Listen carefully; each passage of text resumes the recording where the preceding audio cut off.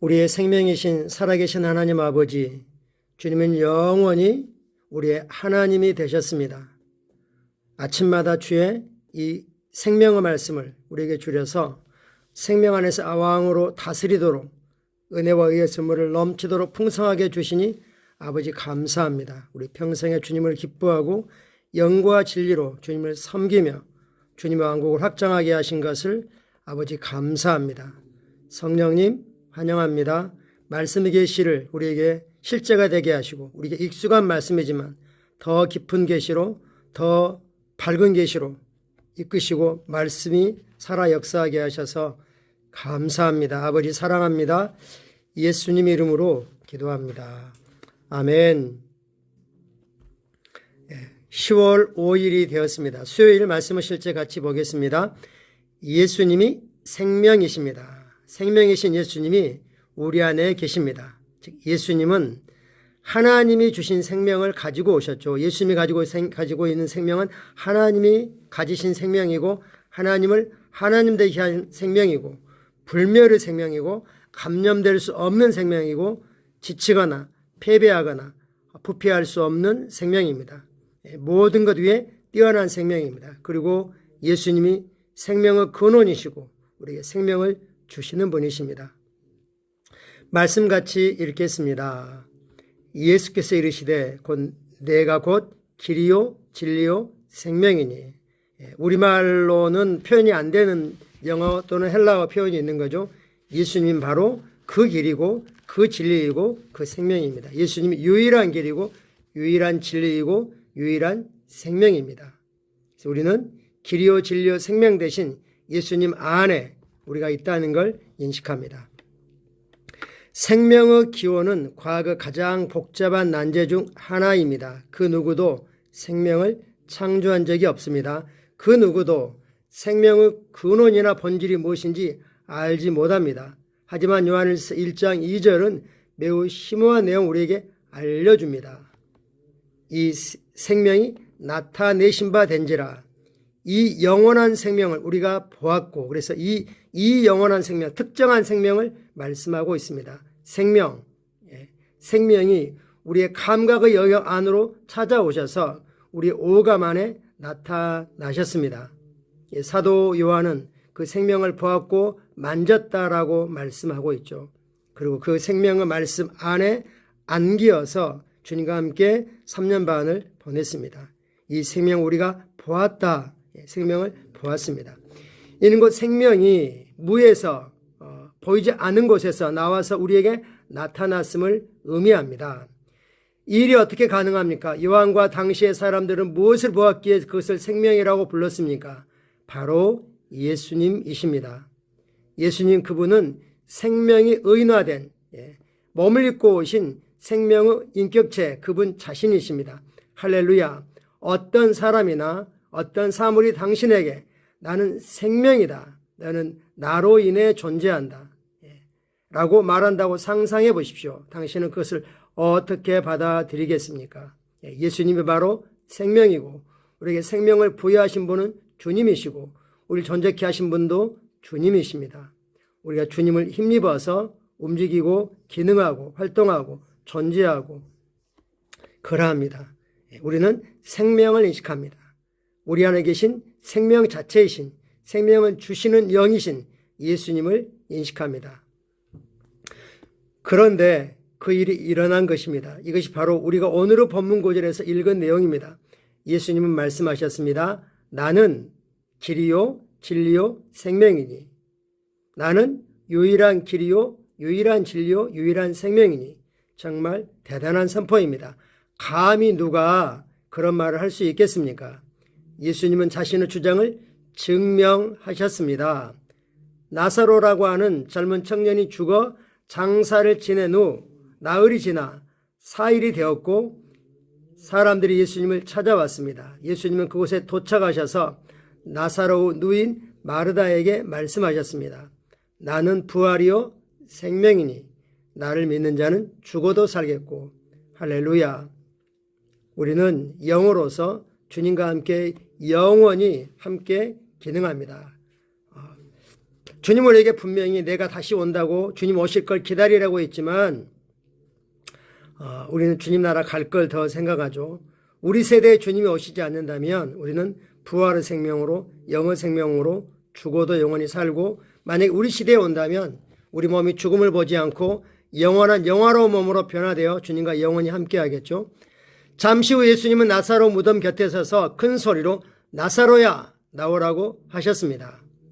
모인 사람들이 당황하는 중에 나사로가 다시 살아났습니다. 할렐루야이죠.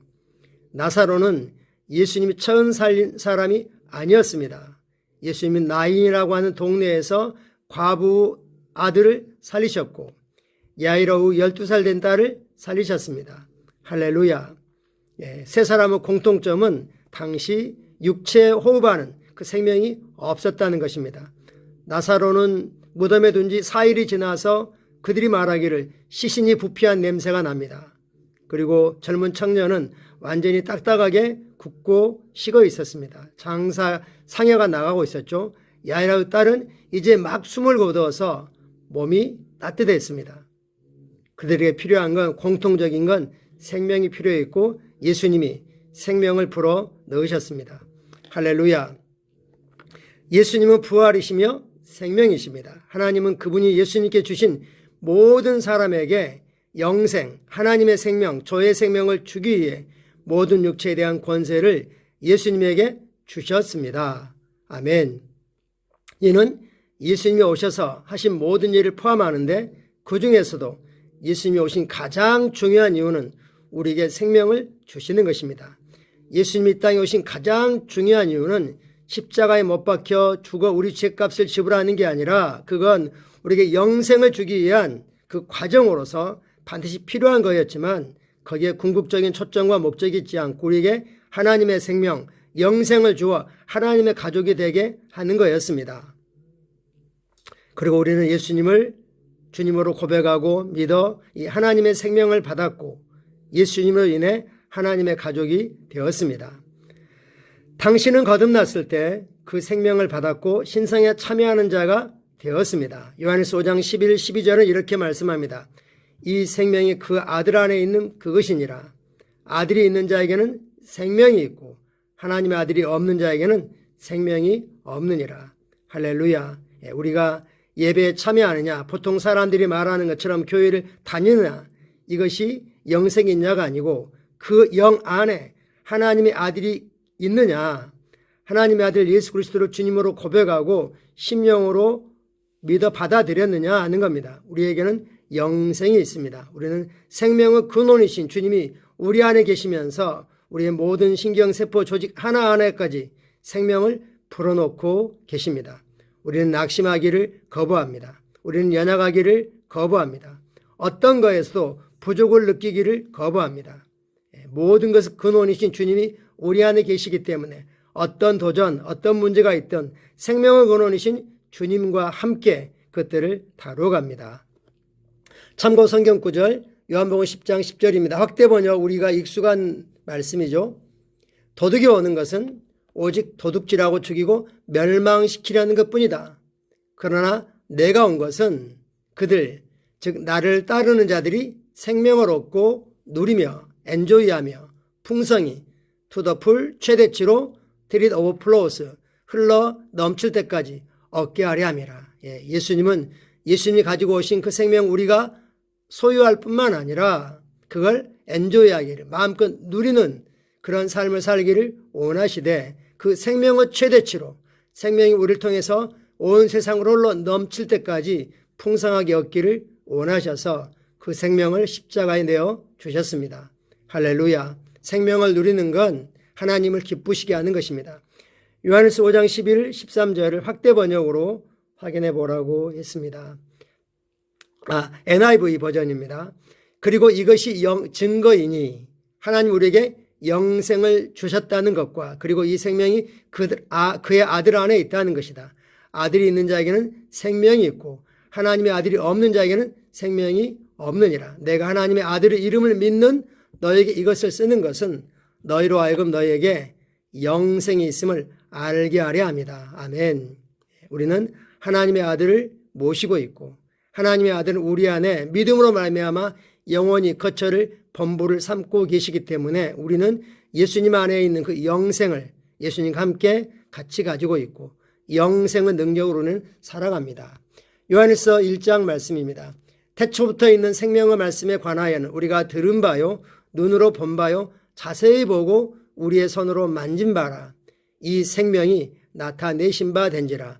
이 영원한 생명 우리가 보았고 증언하여 너에게 전하노니 이는 아버지와 함께 아버지 품에 계시다가 우리에게 나타나신 바 된 이시니라.